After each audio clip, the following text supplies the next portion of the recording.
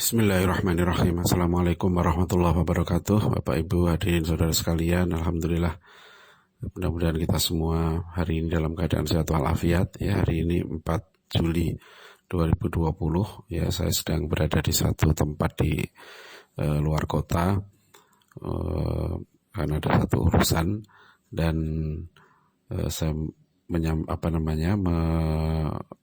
menulis artikel pagi ini tentang dampak ya dari PJJ atau pembelajaran jarak jauh, karena itu dipicu oleh pernyataan Menteri Pendidikan dan Kebudayaan 2 hari yang lalu di DPR bahwa nanti ya setelah era COVID-19 ini, maka sistem pembelajaran jarak jauh ini akan dipermanenkan. Kalau kita lihat media massa banyak yang menulis masalah ini. Ya memang ini berita penting ya dalam dunia pendidikan. Karena sekarang saja ya dampak dari pembelajaran online ini itu telah menimbulkan dampak yang luas ya dalam dunia pendidikan.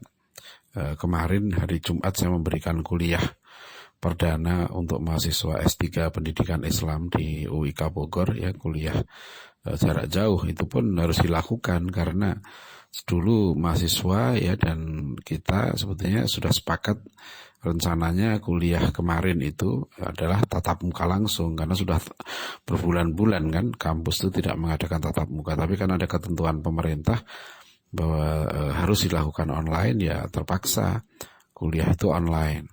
Dan kemarin ada mahasiswa S3 UIK yang kebetulan seorang ustadz yang cukup terkenal ya, dia bertanya ya, karena pesantrennya dan juga beberapa lembaga pendidikan yang lain itu telah mengalami dampak sekarang ini ya, kesulitan. Jadi pesantrennya juga santrinya belum balik gitu ya, dan banyak juga santri atau orang tua santri, wali santri yang terimbas dari dampak corona ini.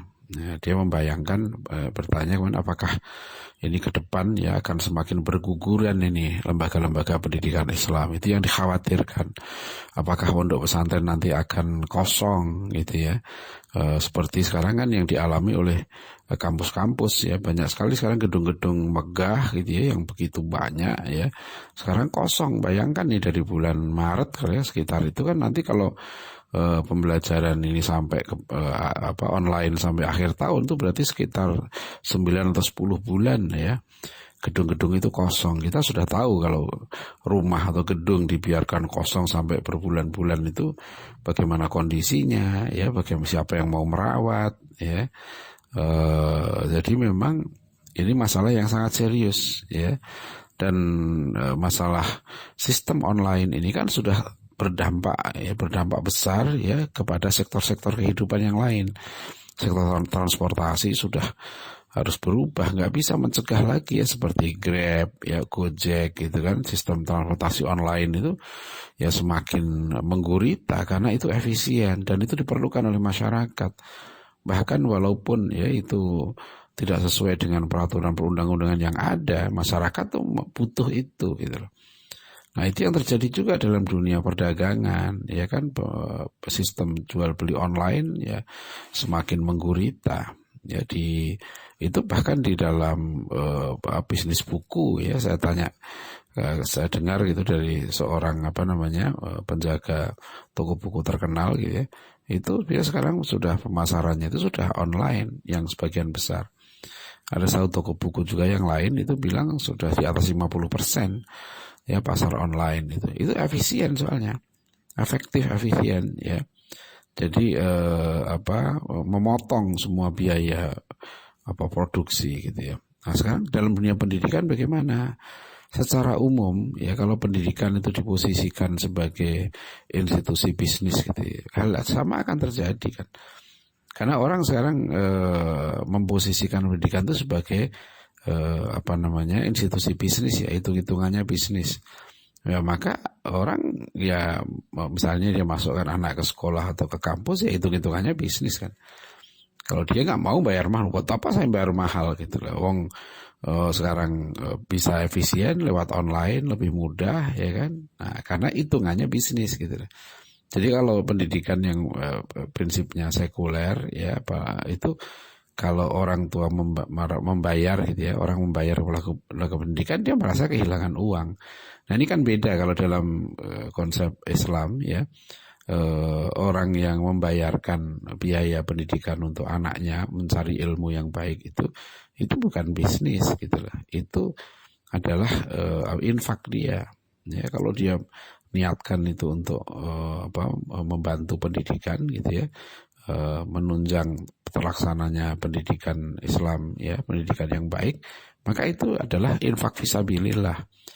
Ya, maka semakin besar dia membayar, semakin besar pahalanya gitu. Dan ini berbeda sekali ya cara pandang terhadap pendidikan ini. Nah, jadi kekhawatiran mahasiswa saya kemarin itu apakah akan tutup banyak pesantren-pesantren nanti di era PJJ ini? Saya bilang insya Allah tidak. Karena justru disitulah keunikan, keunggulan pesantren itu. Yaitu ya yang diutamakan adalah penanaman nilai. Nah, pesantrennya ini sekarang harus berubah. Ya, harus berubah dalam arti berubah itu kembali kepada jati diri awal pesantren. Apa namanya pesantren itu yang diutamakan pertama adalah akhlakul karimah, penanaman adab, akhlak, ibadah itu. Ya, nah ini nggak bisa dilakukan, nggak bisa digantikan oleh mesin, ya, secanggih apapun ya model pembelajaran online ya, teknologi informasi di bidang pembelajaran online ini nggak akan bisa menggantikan peran interaksi mulazamah antara guru dengan murid, antara santri dengan kiai atau ustadz-ustadznya di situ. Maka sekarang yang harus dilakukan ya adalah memberdayakan guru sebagai pendidik gitu. Ya, guru itu bukan lagi sebagai sekedar mengajar ilmu, karena peran mengajarkan ilmu, menyampaikan ilmu itu sudah bisa digantikan oleh internet. Ya, tapi yang peran sebagai pendidik, ya peran untuk menanamkan nilai-nilai kebaikan itu nggak bisa digantikan oleh internet.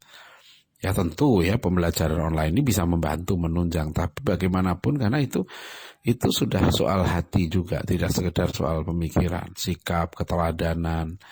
Ya, motivasi dan seterusnya itu harus ditunjukkan. Jadi guru bukan hanya sekedar pengajar, tapi juga terutama sebagai motivator, inspirator, sebagai teladan kehidupan. Ya, nah ini yang jadi insya Allah ya kalau Menteri bilang nanti PJJ akan dipermanenkan, ya itu tuntutan zaman, tuntutan memang teknologi seperti itu. Ya, jadi ini peluang, ya insya Allah gitu. Nah, jadi peluang itu bukan berarti pasti, ya kan, artinya sekarang tergantung. Dan satu lagi yang penting doa, ya, karena kita ya umat Islam ini diberikan senjata yang hebat namanya doa itu. Kalau ada kesulitan ya berdoalah pada Allah, ya supaya Allah memberikan jalan keluar. Kita semua ini sedang mengalami kesulitan, ya kita semua, ya negeri kita juga ini sedang diuji oleh Allah. Ya, jadi demikianlah ya insya Allah PJJ ini justru ya pembelajaran jarak jauh ya justru memberikan peluang sebetulnya, peluang yang besar untuk lembaga-lembaga pendidikan Islam ya, baik itu keluarga, baik itu masjid atau pesantren, itu justru akan semakin memegang peranan penting ke depan ya. Jadi bukan era corona ini malah menimbulkan kegalauan gitu ya, keresahan gitu ya. Bahwa kita menghadapi masalah iya, jelas kita semua insya Allah jelas kita merasakanlah dampak dari mewabahnya corona ini, yaitu mempercepat era disrupsi. Jadi sekarang kan orang dipaksa untuk sistem pembelajaran online gitu. Nah ini mohon pemerintah tidak kehilangan fokus kepada penanaman nilai-nilai akhlakul karimah itu. Nah saya kira demikian ya, mudah-mudahan bermanfaat. Bila taufik wal hidayah. Assalamualaikum warahmatullahi wabarakatuh.